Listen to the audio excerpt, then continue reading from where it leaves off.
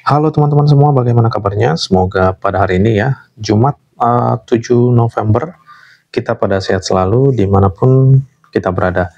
Di video ini teman-teman kita mau bahas pergerakan harga potensi di jangka pendek ini ya, pada XAUSD.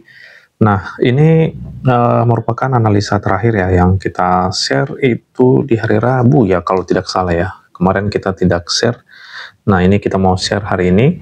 Dan sepertinya kita ulang aja lah ya dari awal ya, supaya nanti kita dapat lebih mudah untuk memahaminya kembali teman-teman ya. Ya, tapi kita cek dulu untuk beberapa entry zone yang sudah kita marking ya. Kita marking juga di zone ini untuk area buy-nya di zone ini. Dan jika ditembus, nah kita masih punya area buy di bawah ini. Ya, sekarang area buy di sini.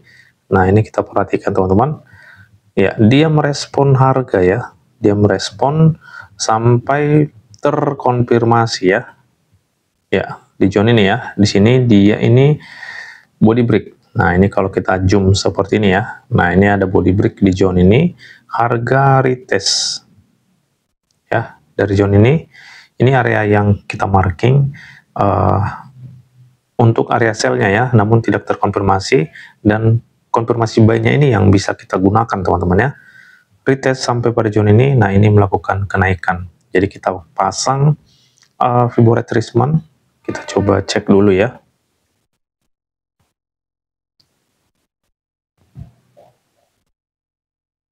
Harga di zone 161, ya tapi ini sudah, kalau kita lihat ya, ini sudah tembus ya, ini memasuki zone area selanjutnya di atas ini, ya tapi belum kesentuh ya, dia tidak kesentuh tapi harga sudah respon ini, ya dari 161.8 ya.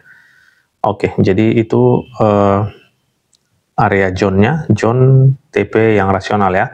Nah, next-nya teman-teman, kalau sampai ini semua di break, nah, ini bisa nih mencapai ke zone 261.8. Ya, jadi kita mau bahas nih dari awal aja teman-teman, supaya lebih mudah kita pahami ya. Oke, kita bersihkan aja dulu terlebih dahulu. Lalu kita akan cek ini ke time frame daily. Oh ya, sebelumnya teman-teman, hari ini ya, 7 November, di hari Jumat ini Jumat pertama di bulan ini ya. Nah, bulan November ini ada news nih teman-teman ya. Saya yakin teman-teman juga tahu banget lah ya. Di pukul 20.30 kalau tidak salah ya. Ya, jadi maksudnya ya kalau teman-teman pun mau entry, resiko ya, risk ini harus di manajemen teman-teman ya. Boleh-boleh aja entry di saat news atau saat apapun itu.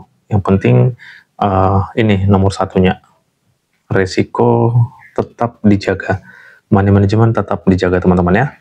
Oke, itu hanya sekedar mengingatkan saja. Kita lanjutkan ke time frame daily. Oke, ini kita sudah masuk di daily, di mana pola candlestick kemarin itu candlestick doji bearish teman-teman. Dia di reject dari atas membentuk candlestick doji bearish ya. Nah, kalau melihat body yang gini sih ya biasanya ya, biasanya ini lemah banget teman-teman, ada potensi harga ini ke atas lagi nih. Iya, tetapi kita perhatikan juga di mana rejection ini apakah memang ada pola penurunannya, karena jika ada nanti teman-teman, maka harga ini tetap bergerak nih seperti ini. Nah, ini kan tergolong satu ya, tapi memang pada gold ini area yang tinggi. Jadi kalaupun nanti dia ada rejection bearish yang strong di time frame kecil, nah ini bisa di reject lagi nih setelah harga masuk ke zone area tersebut. Ini bisa reject ke bawah lagi ya, walaupun tidak jauh, tapi inilah yang membuat harga satu kira-kira seperti itu teman-teman. Nah, namun bagaimana jika tidak ada nanti strong bearish di H1-nya? Nah, ini nanti bisa menembus seperti yang sudah kita maksudkan, itu bisa masuk ke zone 261. Ya, apalagi kalau kita lihat tadi di zone 161 itu sudah ada body break ya, tetapi belum masuk ke area entry selanjutnya di atas ya. Nah, jadi nanti kita masih bisa nih teman-teman memantau di dalam zone area ini ya, untuk pergerakan jangka pendek. Tetapi kita tetap nanti untuk marking area-area zone sell di atas itu. Nah, kira-kira seperti itu teman-teman ya. Oke, kita lanjutkan dulu ke H4. Pergerakan di H4, nah ini dia teman-teman ya. Di H4 kita lihat untuk bearish-nya sih tidak strong ya di pergerakan terakhir ini. Ya, ini sudah mau dibalas nih dengan candlestick bullish. Jadi area zone selanjutnya yang mengalami harga selain yang kemarin ya. Di sini karena ini masih fresh ya, belum masuk ke zone ini. Nah, di sini pun sudah terbentuk lagi nih resisten teman-teman ya. Nah, jadi kalau kita lihat sih resistennya kan semakin menurun nih. Ya, intinya ketika harga nanti masuk pada zone ini, akan tetap ada respon teman-teman ya. Untuk menggunakan ini boleh saja, karena saat ini pun harga masih sideways, tapi kita lebih nyaman untuk menunggu pola sell-nya teman-teman ya, karena melihat candlestick bearish di sini, ini candlestick yang tidak begitu kuat. Jadi kalau ini nanti tidak terkonfirmasi di H1-nya, nah ini bisa menembus ataupun masuk ke zone selanjutnya di sini. Ya, kalau itu terkonfirmasi di sini, ini harga akan di-reject kembali ke bawah, teman-teman, walaupun tidak begitu jauh. Nah, ini yang membuat harga nanti balik sideways lagi, teman-teman. Dan ini, pergerakan seperti ini sudah biasa banget ya, kita perhatikan ya. Menjelang news, ya pergerakan harga pasti akan seperti ini, teman-teman. Akan konsolidasi. Ya, jadi itu harus hati-hati banget ya. Oke, selanjutnya kita marking area sell kita di atas. Nanti kita refine lagi di time frame kecil ya. Selanjutnya coba kita refine nanti ini di time frame kecilnya juga. Oke, seperti ini. Oh ya, satu lagi ya. Pada time frame H4-nya. Sekarang kita coba cek di bawah untuk posisi buy. Ya, pada zone ini ya. Ini sudah pernah kita marking sebelumnya ya. Oke, kita lanjutkan turun time frame ke H1. Di H1 situasinya seperti ini ya. Ini harus kita cek dulu nanti ke time frame kecilnya. Di H1 ini kurang jelas ini. Ini sudah oke.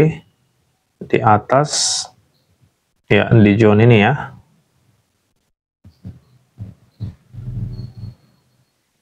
Ya, ini nanti area sell kita yang bisa kita pantau.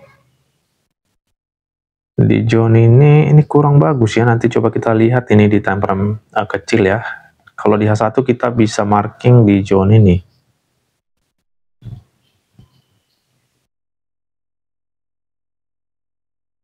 Oke, seperti ini ya. Sekarang kita coba cek dulu areanya di bawah ya. Area buy. Area yang baru di sini kurang bagus ya. Kita lanjutkan ke bawah. Ada sisa shadow di zone ini teman-teman ya. Kalau kemarin-kemarin kita marking sampai body, full body ya. Di sini masih ada sisa shadow nih teman-teman ya. Selanjutnya di area paling bawah ini. Untuk area yang barunya ya.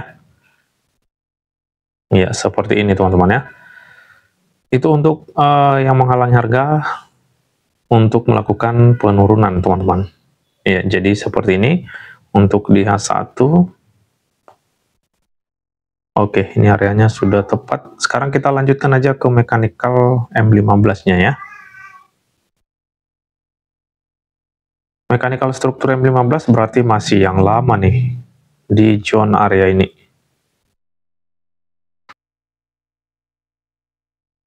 Oke, low valid di zone ini ya. Oke, berarti kita cek area kita untuk sell ya, karena kita masih layak nih untuk memantau posisi sell-nya. Sekarang kita marking di area ini. Coba kita refine dulu ya. Itu areanya di zone ini. Ini area sell-nya. Ini area yang baru ya, tapi ini akan menghalangi harga untuk melakukan kenaikan teman-teman ya. Sama halnya di zone area yang sudah kita marking di hari Rabu ya, pada zone-zone area ini. Nah, itu kan tetap akan ada responnya teman-teman, tinggal menunggu pola konfirmasinya ya. Ya, kalau kita lihat dari H1 itu ya, coba kita marking lagi Fibo retracement.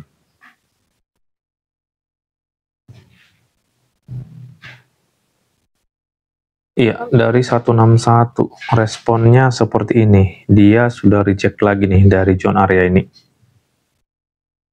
Nah, ini teman-teman ya.